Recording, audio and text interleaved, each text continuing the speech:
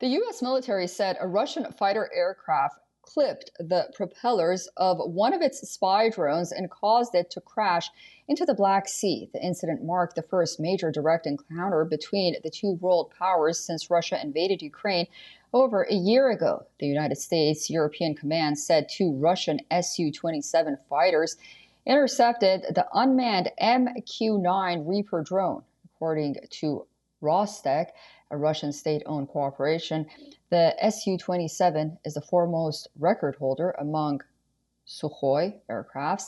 It accounts for the highest number of achievements, minus 51. The U.S. military stated the Russian fighters dumped fuel on the MQ-9, possibly trying to blind or damage it, and flew in front of the drone in unsafe maneuvers. A few days ago, the Wall Street Journal reported India is close to approving a deal to buy MQ-9B drones from the United States. The drone will help India counter a more assertive Chinese stance on the country's Himalayan border. Meanwhile, here's what the Pentagon press secretary said on the Black Sea interception. What we saw, again, were fighter aircraft dumping fuel in front of this UAV.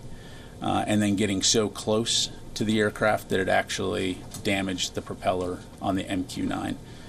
We assess that it likely caused some damage to the Russian aircraft as well. To our knowledge, well, we know that the Russian aircraft did land. I'm not going to go into where they landed.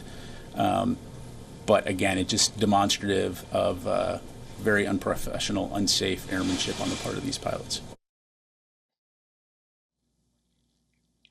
The U.S. State Department said it had summoned Russia's ambassador to lodge a protest. Moscow said the drone had been detected near the Crimean Peninsula, which Russia annexed from Ukraine in 2014.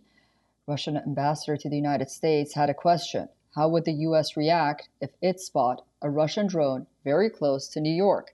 Moscow's envoy stated U.S. drones gather intelligence, which is used by Kyiv to attack the Russian armed forces and territory. He, however, said Russia wants no confrontation with the United States.